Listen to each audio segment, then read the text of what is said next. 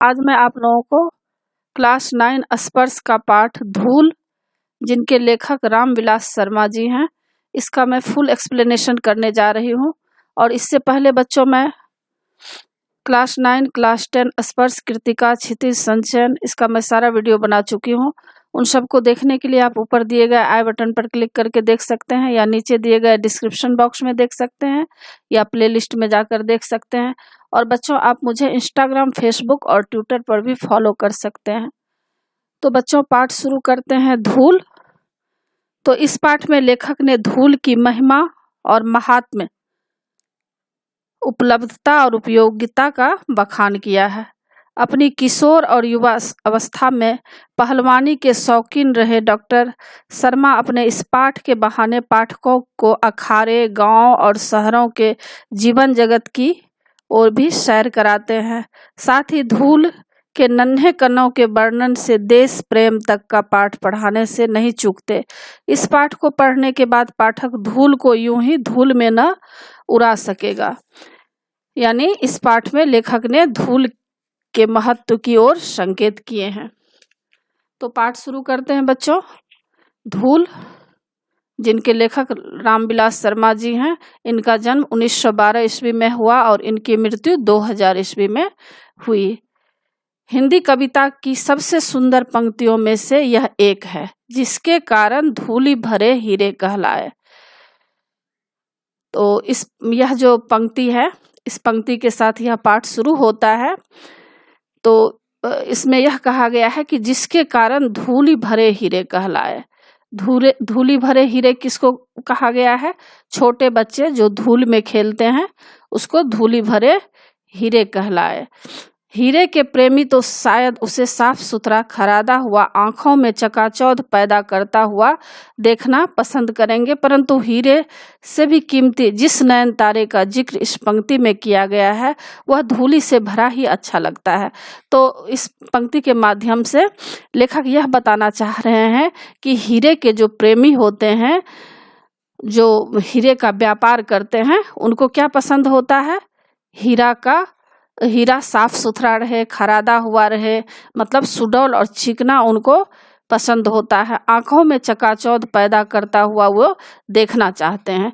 परंतु जो हीरे से भी कीमती होते हैं, कौन होते हैं बच्चों हीरे से कीमती?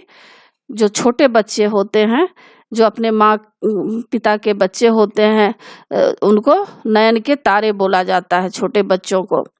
तो वह जो होता है, वह हीरे से भी कीमती होता है। वह धूली भरा ही अच्छा लगता है। और छोटे बच्चे जब धूल में लिपट कर खेलते हैं, तो वह बच्चे देखने में बहुत ही सुंदर लगते हैं। जिसका बचपन गांव के गलियारे की धूल में बीता हो, वह इस धूल के बिना किसी शिशु की कल्पना कर ही नहीं सकता। मतलब यह कह रहे हैं लेखक कि जिसका बचपन जो है गांव में बीता हो, क्योंकि गांव में क्या होता है बच्चों? गांव में धूल मिट्टी होता है, वहाँ बच्चे खेलते धूपते हैं, उनके शरीर में क्या होता है? धूल लगता है। तो वह किसी भी शिशु की कल्पना धूल के बिना कर ही नहीं सकता, यानी धूल उन्हें प्रिय लगता है। फूल के ऊपर जो रेणु उसका श्रृंगार बनती है, रेणु बोलते हैं धूल को और श्रृंगार बोलते हैं सजावट को। तो फूल के ऊपर जो रेणु उसका श्रृंगार बनती है, वही धूल शिशु के मुंह पर उसकी सहज पार्थिवता को निखार देती है। तो आप लोग देखते होंगे बच्चों, जब फूल खिलता है तो क्या होता है? जब हम लोग गार्डन में जाते हैं तो देखते हैं कि फूल के ऊपर धूल, हल्का धूल लगा रहता है, और वह क्या होता है? वह धूल जो है फूल का सजावट जैसा लगता है, और भी सुंदर बना देता है वह धूल। वही धूल शिशु के मुख पर उसकी सहज पार्थिवता को निखार देता है। और जब छोटे बच्चे के मुंह पर धूल लगा होता है, तो बहुत ही सुंदर उसका जो है मुख देखने में लगता है, और उसका जो वास्तविक उसकी सुंदरता है, उसको और भी निखार देती है। अभिजात वर्ग ने प्रसाधन सामग्री में बड़े बड़े आविष्कार किए हैं, लेकिन बाल कृष्ण के मुंह पर छाई हुई वास्तविक गोधूली की तुलना में वह सभी सामग्री क्या धूल नहीं हो गई? तो यहाँ पर लेखक यह बताने का कोशिश किए हैं कि अभिजात वर्ग जो होते हैं, जो धनी वर्ग की जो महिलाएं होती है, उनके जो प्रसाधन सामग्री मतलब श्रृंगार की जो सामग्री होती है, उसमें वे बड़े बड़े आविष्कार किए हैं। मतलब बहुत सारे रिसर्च करती रहते हैं वो लोग कि कौन से प्रसाधन का उपयोग करना चाहिए, चेहरे पर लगाने से कौन सा प्रसाधन से सुंदरता बढ़ेगी। लेकिन इनका कहना है कि बालकृष्ण के मुख पर जो छाई हुई धूल है वह गोधूली की तुलना में, गोधूली किसको बोलते हैं, जब गाय जो होती है गांव में जो गाय पालते हैं वे लोग जो शाम के समय गाय को घर लाते हैं तो रास्ते में क्या होता है, धूल मिट्टी होता है और गाय के पैरों से जो धूली उड़ती है उसी को गोधूली कहा जाता है। तो यहाँ पर लेखक यही बता रहे हैं कि बालकृष्ण के मुख पर छाई हुई जो वास्तविक गोधूली की तुलना में वह सभी सामग्री क्या धूल नहीं है। मतलब जो अभिजात वर्ग मतलब जो धनी वर्ग की महिलाएं जो श्रृंगार की सामग्री उपयोग करती हैं वह सामग्री से भी कीमती जो है यह धूल है। और यह जो उनकी जो प्रसाधन सामग्री है वह बेकार है, मतलब धूल नहीं हो गई, मतलब बेकार नहीं हो गई, मतलब यह धूल के सामने उनकी जो श्रृंगार की सामग्री है वह बेकार है। आगे लेखक बता रहे हैं कि हमारी सभ्यता इस धूल के संसर्ग से बचना चाहती है। आजकल जो हमारी सभ्यता है, संस्कृति है, हमारी संस्कृति तो हमारी संस्कृति नहीं, हमारी जो आजकल की सभ्यता है, जिस तरह का रहन सहन में रहना हम लोग पसंद करते हैं, तो इस धूल के संसर्ग से बचना चाहते हैं। मतलब आजकल लोग क्या करते हैं, धूल को लोग क्या समझते हैं, बहुत ही मतलब धूल को बेकार समझते हैं। अगर शरीर पर धूल लग जाए तो उनको अच्छा नहीं लगता है। तो इसमें यही लेखक कहना चाहते हैं कि आजकल की शहरी सभ्यता जो है इस धूल के संसर्ग से मतलब संपर्क से बचना चाहती है। जरा सा भी शरीर पर बच्चे को धूल लग जाए तो माँ पिता को पसंद नहीं है, तुरंत बच्चे को साफ सुथरा रखती हैं, गोद में बिठाती हैं, धूल नहीं लगने देती हैं बच्चे के शरीर में। और क्या होता है, उन्हें यह धूल जो है बेकार लगता है, धूल से वे लोग नफरत करते हैं। तो इसी की ओर इस पाठ में संकेत किया गया है कि धूल से जो है नफरत नहीं करना चाहिए बल्कि धूल से प्यार करना चाहिए। क्योंकि जब बच्चे धूल में खेलेंगे, धूल में पलेंगे, धूल में जब वो लोट पोट करते हैं, खेलते हैं, अपने शरीर के ऊपर धूल लगाते हैं तो क्या होता है, उसका एक्सरसाइज होता है, कसरत होता है, उसका शरीर और भी मजबूत होता है। तो माँ पिता जो है उनको चाहिए कि बच्चे को धूल से प्रेम करना सिखाए, मतलब अपनी मातृभूमि से प्रेम करे, अपनी धूल से प्रेम करे। तो इसी की ओर इस पाठ में अधिकतर बातें लेखक बताना चाहते हैं। तो इसी बात को कहते हुए लेखक कह रहे हैं कि आजकल जो हमारी सभ्यता है, शहरी सभ्यता है, इस धूल के संसर्ग से मतलब संपर्क से बचना चाहती है। वह आसमान में अपना घर बनाना चाहती है, इसलिए शिशु भोलानाथ से कहती है धूल में मत खेलो।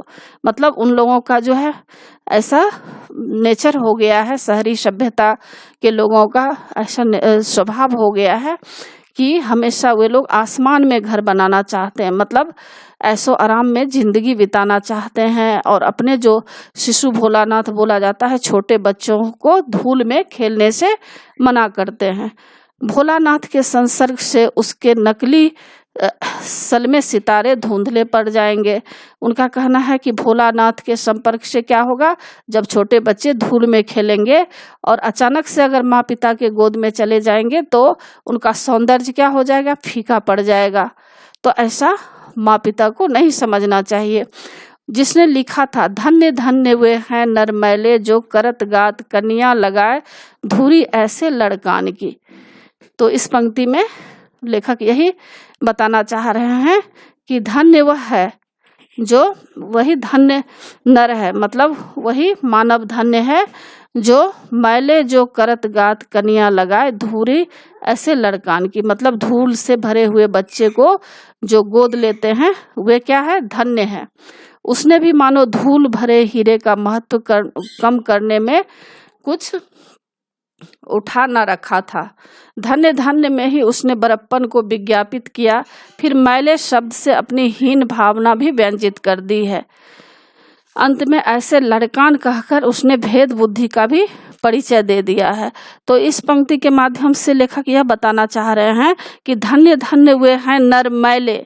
मैले शब्द जो इसमें दिया हुआ है, इसमें यही कहा है, अपने आप को तो धन्य समझते हैं, लेकिन कभी कभी ऐसे भी व्यक्ति होते हैं जो बच्चे को गोद में तो उठा लेते हैं, लेकिन क्या होता है उनके मन में ऐसा होता है कि कहीं मेरा शरीर जो है मैला ना हो जाए, मतलब गंदगी नहीं लग जाए। उस धूल भरे बच्चे को अगर गोद में हम उठा लेंगे तो क्या होगा, मेरा शरीर मैला हो जाएगा। उसका भेद बुद्धि का परिचय देते हैं। तो इस पंक्ति में कहने का यही भाव है कि उनके मन में कहीं ना कहीं यह छिपा रहता है कि अगर हम इस छोटे बच्चे को उठा लेंगे तो हो सकता है धूल भरे जो ये बच्चे हैं वह धूल कहीं हमारे शरीर में न लग जाए और क्या होगा, उससे मेरा शरीर गंदा हो जाएगा। वह हीरों का प्रेमी है, धूल भरे हीरों का नहीं। मतलब ऐसे जो व्यक्ति होते हैं वह क्या होते हैं, हीरों का प्रेमी होते हैं। मतलब कीमती चीज, उन्हें कीमती चीज पसंद होता है, वे दुनिया के चकाचौंध को ही पसंद करते हैं, लेकिन उसके अंदर जो प्रेम भाव है, बच्चे के हृदय को नहीं पहचान पाते हैं और जीवन की सच्चाई को वे नहीं जान पाते हैं कि जीवन की सच्चाई क्या है। मतलब इसमें यही दिखाने का कोशिश किए हैं कि आज के व्यक्ति क्या हो गए हैं, आज के व्यक्ति दिखावे को अधिक पसंद करते हैं। हमेशा जो है बन ठन कर रहना, अच्छा मतलब कपड़े पहनना, यह सब शौकीन हो गए हैं और धूल से नफरत करने लगे हैं। अगर कोई बच्चे धूल में खेलते हैं तो उनको गोद में नहीं उठाएंगे, अगर उठा भी लेंगे तो कहीं न कहीं उनके मन में यह रहता है कि हमारा शरीर न गंदा हो जाए। तो यह सब भावना उसके अंदर छिपा होता है। तो लेखक कहते हैं कि ऐसा भावना नहीं रखना चाहिए, अपने हृदय को साफ रखना चाहिए। बच्चों के प्रति, धूल के प्रति, हर चीज के प्रति प्रेम की भावना रहनी चाहिए। शिशु भोलानाथ के संसर्ग से तो मैले जो करत गात की नौबत आई। अब क्या कह रहे हैं, शिशु भोलानाथ जो छोटे बच्चे होते हैं उनके संपर्क से उनका शरीर जो है मैला हो जाएगा, यह उनके मन में कहीं ना कहीं छिपा रहता है। आगे लेखक कह रहे हैं कि अखारे की मिट्टी में सनी हुई देह से तो कहीं उबकाई ही आने लगे। अब कह रहे हैं कि ऐसे लोग जो होते हैं जिनको मिट्टी से प्रेम नहीं है, धूल भरे बच्चे से प्रेम नहीं है, वे अगर अखारे जो होते हैं जहाँ पर पहलवान लोग जो हैं, वहाँ पर जो है पहलवान लोग क्या करते हैं, आपस में वहाँ पर पहलवानी करते हैं, अपने शरीर का एक्सरसाइज करते हैं। तो वहाँ क्या होता है, वहाँ की मिट्टी को अगर वो देख लेंगे तब तो उनको उल्टी आने लगेगी। ऐसे लोगों को उल्टी आने लगेगी कि ऐसे मिट्टी होते हैं। जो बचपन में धूल से खेला है वह जवानी में अखारे की मिट्टी में सनने से कैसे वंचित रह सकता है। तो यहाँ लेखक कह रहे हैं कि जो लोग धूल में बचपन में खेला है उन्हें अखारे की मिट्टी भी प्रिय लगने लगता है। वह खेलने से सनने मतलब खेलने से रहित वंचित रह नहीं सकता है, उसे तो वह प्रिय लगता है, रहता है तो उसका दुर्भाग्य है और क्या। और कहते हैं कोई कोई ऐसे भी व्यक्ति होते हैं जिनको अखारे का मिट्टी पसंद नहीं है, धूल नहीं पसंद है, तो वह क्या है, बदकिस्मत है। यह साधारण धूल नहीं है। लेखक कह रहे हैं यह जो धूल हम लोग देख रहे हैं यह धूल कोई साधारण धूल नहीं है, वरन बल्कि तेल और मट्ठे से सिझाई हुई यह मिट्टी है जिसे देवता पर चढ़ाया जाता है। क्योंकि जो अखाड़े की मिट्टी होती है वहाँ क्या होता है, वहाँ पर बहुत बड़े बड़े जो पहलवान होते हैं, जो देश के लिए युद्ध करते हैं, लड़ाई करते हैं, वे सब क्या करते हैं, वहाँ पर जो है वहाँ पर क्या करते हैं, अखाड़े की मिट्टी में एक्सरसाइज करते हैं। तो वह जो मिट्टी होती है वह क्या होती है, पवित्र मिट्टी होती है। और वह मिट्टी इतनी पवित्र होती है कि उस मिट्टी को देवता पर भी चढ़ाया जाता है। संसार में ऐसा सुख दुर्लभ है, मतलब मुश्किल से मिलने वाला है ऐसा सुख। पसीने से तर बदन पर मिट्टी ऐसे फिसलती है जैसे आदमी कुआं खोद कर निकला हो, और वह मिट्टी शरीर पर फिसलती है। जैसे कोई कुआं खोदकर जो व्यक्ति निकलता है तो क्या होता है, उसके शरीर पर मिट्टी लगी होती है, ऐसा लगता है कि उनके शरीर पर फिसलन भरी मिट्टी लगी होती है। उसकी मांसपेशियां फूल उठती है क्योंकि वह ताकतवर होता है, वह हमेशा मेहनत करना जानता है, आराम से वह हरा होता है। और वह व्यक्ति जो है आराम से मतलब बहुत ही जल्दी स्वस्थ हो जाता है। हरा हो जाना मतलब स्वस्थ हो जाना। वह व्यक्ति जो होता है, जो अखाड़े की मिट्टी से प्रेम करता है, वह व्यक्ति क्या होता है, मजबूत होता है, शरीर से मजबूत होता है, मन से मजबूत होता है। और जरा सा भी अगर बीमार हुआ तो वह तुरंत स्वस्थ भी हो जाता है। अखाड़े में निर्द्वंद चारों खाने चित लेटकर अपने को विश्व विजयी लगाता है। और वह व्यक्ति अखाड़े में क्या होता है, निर्द्वंद चारों खाने चित, मतलब चारों खाने चित हो जाना मतलब हार कर भी वह क्या होता है, अपने आप को विश्व विजयी मानता है। वह यह समझता है अपने आप को कि हम विश्व पर विजय प्राप्त कर लिए हैं। मिट्टी उसके शरीर को बनाती है क्योंकि शरीर भी तो मिट्टी का ही बना हुआ है। तो बहुत ही सुंदर बात इसमें लेखक बता रहे हैं कि मिट्टी क्या करता है, उसके शरीर को बनाता है, मतलब शरीर को मजबूत बनाता है। मिट्टी में जब वह खेलता है, जब बच्चे कोई मिट्टी में खेलते हैं तो क्या होता है, वह बच्चे मजबूत होते हैं क्योंकि उसका एक्सरसाइज होते रहता है, उसका एक एक पार्ट जो होता है शरीर का वह मजबूत हो जाता है। और क्योंकि शरीर भी तो मिट्टी का बना हुआ है, तो कहीं ना कहीं लेखक यह इस बात की ओर संकेत कर रहे हैं कि यह जो हमारा शरीर है वह भी मिट्टी का ही बना हुआ है। तो आप लोग अगर बच्चों पढ़े होंगे, अध्यात्म का बुक पढ़े होंगे, तो उसमें बताया गया होगा कि यह जो हमारा शरीर है वह मिट्टी का बना होता है। यह शरीर 5 तत्व क्षिति जल पावक गगन समीरा पंच रचित यह अधम शरीरा। तो यह जो है क्षिति मतलब आकाश, जल, पावक मतलब आग, गगन और समीरा, यह सब मतलब 5 तत्व से हमारा यह शरीर बना हुआ है।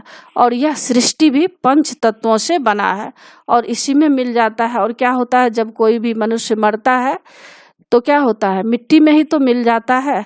तो शरीर और मिट्टी को लेकर संसार की असारता पर बहुत कुछ कहा जा सकता है। तो लेखक कह रहे हैं कि अगर शरीर और मिट्टी को लेकर अगर बातचीत करने लगे और लिखने लगे तो बहुत कुछ लिखा जा सकता है, बहुत कुछ कहा जा सकता है। परंतु यह भी ध्यान देने की बात है कि जितने सार तत्व जीवन के लिए अनिवार्य हैं वह सब मिट्टी से ही मिलता है।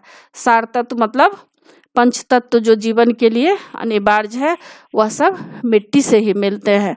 जिन फूलों को हम अपनी प्रिय वस्तुओं का उपमान बनाते हैं वे सब मिट्टी की ही उपज है। तो हम लोग देखते हैं बच्चों, फूल अगर आप जाएंगे, फूल देखेंगे तो कितना सुंदर फूल रहता है, कितना सुंदर उसके अंदर रस होता है, गंध होता है। तो रूप रस गंध स्पर्श यह सब क्या है, फूलों को हम अपनी प्रिय वस्तुओं का उपमान देते हैं। उपमान मतलब तुलना करना। अगर हम किसी व्यक्ति को देखते हैं, कोई बच्चे बहुत सुंदर हैं या कोई जो स्त्रियां हैं बहुत सुंदर हैं, तो हम लोग क्या कहते हैं, जैसे उसका आँख कैसा है, कमल, उसका ओठ कैसा है, कमल के समान है, तो कमल फूल का उपमान देते हैं। तो जैसे कि कोई बहुत सुंदर है उसको हम लोग क्या कहते हैं, जो देखो इसका चेहरा कैसा है, जैसे कि गुलाब फूल के समान है, तो हम लोग किसी का उपमान देते हैं, मतलब तुलना करते हैं। तो वह सब जो फूल जो है क्या है, कहाँ से बना है, उस मिट्टी में ही, मिट्टी से ही तो फूल की पैदावार होती है। रूप रस गंध स्पर्श इन्हें कौन संभव कर सकता है। रूप रस, रस मतलब आनंद, गंध मतलब खुशबू और स्पर्श मतलब एहसास, इन्हें कौन संभव कर सका है। माना कि मिट्टी और धूल में अंतर है, लेकिन उतना ही जितना शब्द और रस में। तो यहाँ लेखक कह रहे हैं कि मिट्टी और धूल में अंतर है, लेकिन उतना अंतर नहीं है, सिर्फ इतना अंतर है जितना शब्द और रस में। देह और प्राण में, मतलब प्राण के बिना देह का कोई मूल्य नहीं है। चांद और चांदनी के बिना, चांद के बिना चांदनी का कोई मूल्य नहीं है। इसी तरह मिट्टी और धूल में अंतर है। मिट्टी की आभा का नाम धूल है और मिट्टी के रंग रूप की पहचान उसकी धूल से ही होती है। अब आगे लेखक कह रहे हैं कि ग्राम भाषाएं, ग्राम भाषाएं मतलब गांव में बोली जाने वाली जो भाषाएं होती है, अपने सूक्ष्म बोध से धूल की जगह गर्द का प्रयोग कभी नहीं करते हैं। यहाँ पर लेखक कह रहे हैं कि गांव के लोग जो होते हैं अपनी भाषाएं में मतलब बोलने में, चाहे भले ही वे लोग कम पढ़े लिखे होते हैं, लेकिन वे लोग धूल की जगह जो है गर्द का प्रयोग कभी भी नहीं करते हैं। गर्द मतलब क्या, रेत का प्रयोग कभी नहीं करते हैं। धूल वह जिसे गोधूली शब्द में हमने अमर कर दिया है। अमराइयों के पीछे छुपे हुए सूर्य की किरणों में जो धूली सोने को मिट्टी कर देती है। अमराइयों मतलब आम का जो बाग होता है, उसमें देखिएगा अगर छिपे हुए पीछे से अगर सूर्य की रोशनी आती है तो इतना सुंदर लगता है, जैसे लगता है सोने का कलर का दिखाई देता है। सूर्यास्त के उपरांत लीक पर गाड़ी के निकल जाने के बाद जो रुई के बादल की तरह या ऐरावत हाथी के नक्षत्र पथ की भांति जहां तहां की स्थिर रह जाती है। तो यहाँ पर कह रहे हैं कि सूर्यास्त के उपरांत जब सूर्य डूब जाता है, उसके बाद जब लीक पर गाड़ी चलती है तो कैसा लगता है, जैसे लगता है कि रुई के बादल की तरह दिखाई देता है। और ऐरावत हाथी नक्षत्र पथ की भांति जहां की तहां स्थिर रह जाती है। तो मतलब यह धूल का वर्णन किया गया है कि इतना सुंदर धूल दिखाई देता है। चांदनी रात में मेले जाने वाली गाड़ियों के पीछे जो कवि कल्पना की भांति उड़ती है, जो शिशु के मुख पर फूल की पंखुड़ियों पर साकार सौंदर्य बनकर छा जाती है, धूल उसका नाम है। तो यहाँ लेखक धूल का वर्णन कर रहे हैं कि धूल कितना सुंदर दिखता है। जिस तरह कवि की कल्पना सुंदर होती है, उसी तरह धूल होता है। और शिशु के मुख पर धूल कितना सुंदर दिखाई देता है, फूल की पंखुड़ियों पर धूल कितना सुंदर छा जाता है, धूल उसी का नाम है। आगे लेखक कह रहे हैं कि गोधूली पर कितने कवियों ने अपनी कलम नहीं तोड़ दी, लेकिन यह गोधूली गांव की अपनी संपत्ति है जो शहरों के बाटे नहीं पड़ती। तो लेखक इस पाठ में यह बताना चाह रहे हैं इस पैराग्राफ में कि गोधूली जो होती है, जब गाय जो चलती है उससे जो धूल चारों तरफ फैल जाता है, उसी को गोधूली कहा जाता है। तो गोधूली पर बहुत सारे कवि ने उत्तम लेखन किए हैं, लेकिन यह गोधूली गांव की अपनी संपत्ति है। गोधूली कहाँ मिलती है? गांव में देखने को मिलती है, शहर में नहीं देखने को मिलती है, क्योंकि शहर में तो पक्की सड़क होती है और गांव में क्या होता है, चारों तरफ मिट्टी ही मिट्टी होती है, इसीलिए वहां पर धूल ज्यादा देखने को मिलता है। एक प्रसिद्ध पुस्तक विक्रेता के निमंत्रण पत्र में गोधूली की बेला में आने का आग्रह किया गया था। तो आगे बता रहे हैं लेखक कि एक प्रसिद्ध पुस्तक विक्रेता के निमंत्रण पत्र में गोधूली मतलब गोधूली की बेला मतलब गोधूली के समय में आने का आग्रह लेखक को किया गया था, लेकिन शहर में धूल धक्कर के होते हुए भी गोधूली कहाँ है। यहाँ पर लेखक कह रहे हैं कि शहर में क्या देखने को मिलता है, धूल धक्कर मतलब आंधी का धूल ही देखने को मिलता है, लेकिन असली जो गोधूली होता है वह कहाँ दिखाई देता है, गांव में दिखाई देता है। यह कविता की विडंबना थी और गांव में भी जिस धूली को कवियों ने अमर किया है वह हाथी घोड़ों के पग संचालन से उत्पन्न होने वाली धूल नहीं है, वरन गोपालों के पदों की धूली है। तो लेखक कह रहे हैं कि यह कविता की विडंबना मतलब मजबूरी थी, और गांव में जिस धूली को कवियों ने अमर किया है वह हाथी घोड़ों के पग संचालन मतलब हाथी घोड़ों के पैरों से जो धूल उड़ता है उस तरफ लेखक इशारा नहीं किए हैं, बल्कि गोपालों, गो माने गाय और गोपालों माने गाय चराने वाले जो होते हैं उनके पदों से जो धूली उड़ती है उसके ओर लेखक संकेत किए हैं। आगे लेखक बता रहे हैं कि नीच को धूरी समान वेद वाक्य नहीं है, मतलब धूल के समान तुच्छ कौन है, वेद वाक्य नहीं है। सती उसे माथे से, योद्धा उसे आंखों से लगाता है।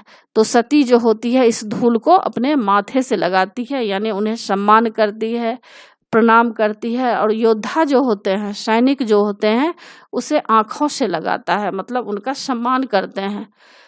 यूलियस ने प्रवास से लौटने पर इथाका की धूली चूमी थी।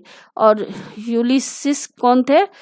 यूलिसिस जो है एक शक्तिशाली योद्धा थे, और जब वे प्रवास से लौटे थे, मतलब जब वो कहीं से लौटे थे, तो उनकी जो जन्मभूमि थी इथाका, उनको क्या किए थे? वे धूली, वहाँ के धूली को चूमी थी, मतलब सम्मानित की थी, क्योंकि उनका जन्मभूमि था। यूक्रेन के मुक्त होने पर, यूक्रेन एक देश का नाम है, और जब यूक्रेन आज़ाद हुआ था तो होने पर एक लाल सैनिक ने उसी श्रद्धा से वहाँ की धूल का स्पर्श किया था।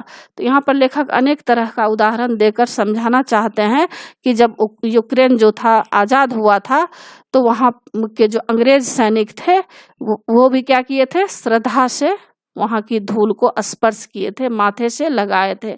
श्रद्धा, भक्ति, स्नेह, इनकी चरम व्यंजना के लिए धूल से बढ़कर और साधन क्या है? तो यहाँ लेखक कह रहे हैं कि अगर आप किसी को श्रद्धा प्रकट कर रहे हैं, भक्ति और स्नेह अगर आप किसी से कर रहे हैं, तो धूल से बढ़कर आपको और कोई साधन नहीं मिल सकता है।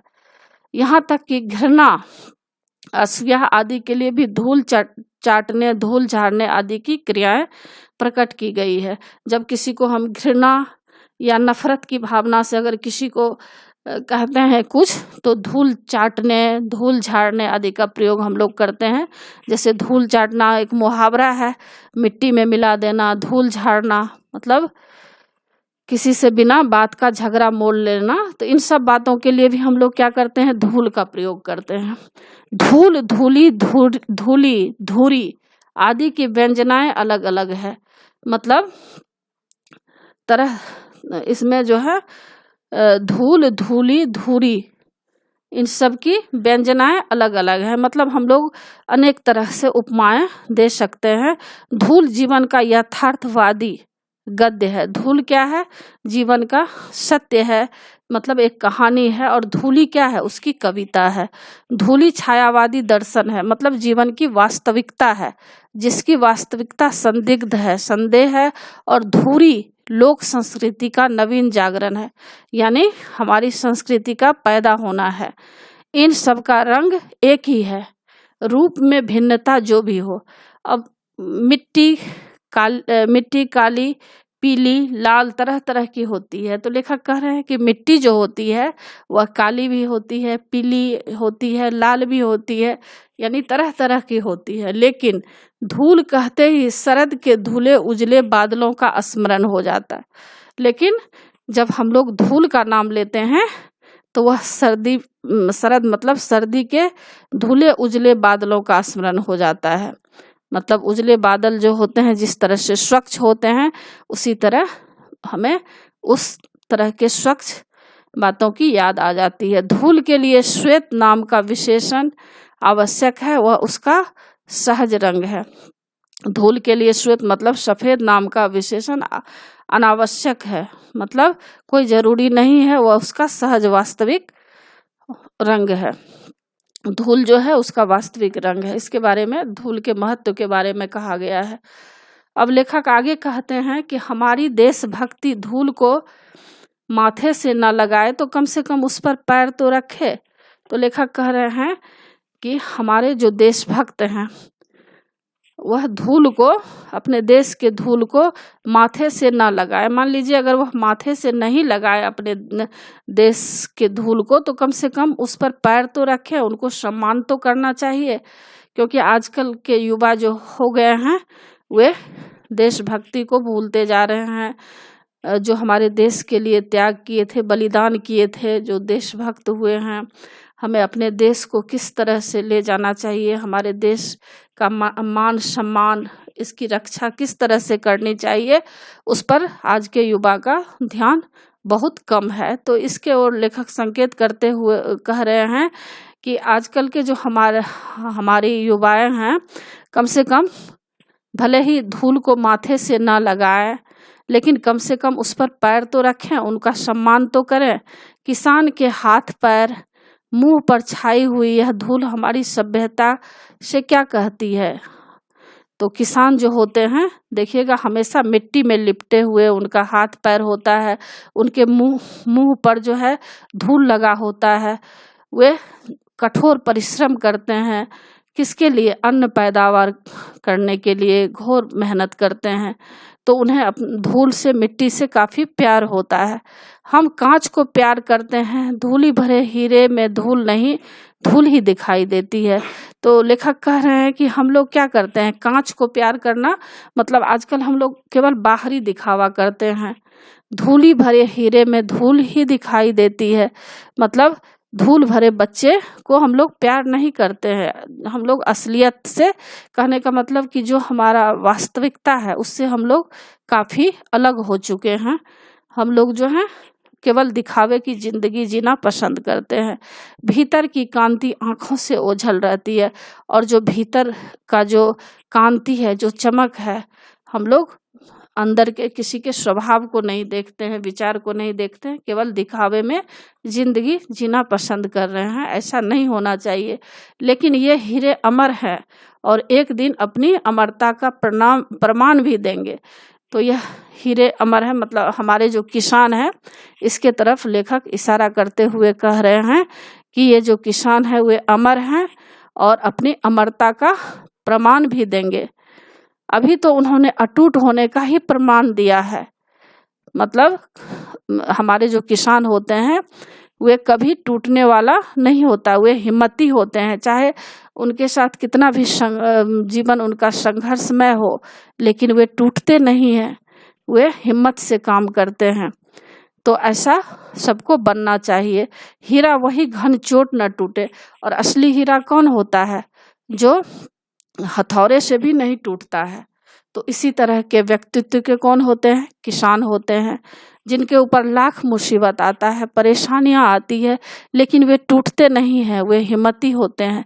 तो मनुष्य को भी इसी तरह के हिम्मती बनना चाहिए। इसकी ओर लेखक संकेत करते हुए कह रहे हैं। वे उलटकर चोट भी करेंगे, तब कांच और हीरे का भेद जानना बाकी न रह जाएगा। तो कह रहे हैं कि अगर आप जानना चाह रहे हैं तो एक तरफ कांच रख दीजिए, एक तरफ हीरा रख दीजिए। अगर कांच पे आप हथौड़ा मारेंगे तो कांच क्या होगा? चकनाचूर हो जाएगा। लेकिन अगर हीरा पर आप हथौड़ा मारेंगे तो हीरा नहीं टूटेगा। तो मनुष्य का भी जीवन उसी तरह रहना चाहिए। कांच के जैसा जीवन नहीं होना चाहिए, बल्कि हीरे के जैसा बनना चाहिए। क्योंकि अगर यह जीवन है तो जीवन में तो मुसीबतें आएगी, परिस्थितियां तो आती ही है। तो उन परिस्थितियों से घबराना नहीं चाहिए। जैसे हीरे पर हथौड़ा मारने से भी नहीं टूटता है, उसी तरह मनुष्य के व्यक्तित्व, मनुष्य का जो जीवन है उसी तरह मजबूत बनकर उन्हें रहना चाहिए। तब हम हीरे में लिपटी हुई धूल को भी माथे से लगाना सीखेंगे। मतलब जब हम कांच और हीरा जो है दोनों को अगर अलग अलग रखें और कांच पर अगर हम हथौड़ा मारते हैं तो क्या होता है? कांच टूट जाएगा। लेकिन अगर हीरे पर अगर हम लोग हथौड़ा मारेंगे तो हीरा नहीं टूटेगा। तो तभी हम इन हीरे के मूल्य को पहचान पाएंगे, हीरे को पहचान पाएंगे कि हीरा कौन है और कांच कौन है। तो इसी तरह मनुष्य को बनना चाहिए, धूल से नफरत नहीं करना चाहिए, जीवन की वास्तविकता को जानना चाहिए। इस पाठ में यही संकेत किया गया है। तो बच्चों, आशा है कि आप लोगों को सारा पाठ अच्छी तरह से समझ में आ गया होगा और एग्जाम के लिए तैयार कर लीजिएगा। और बच्चों, आप मेरे चैनल देवज नागरी को जरूर सब्सक्राइब कीजिएगा और सब्सक्राइब के बगल में बेल आइकन बटन है, उसे क्लिक कीजिएगा, लाइक कीजिएगा और शेयर कीजिएगा।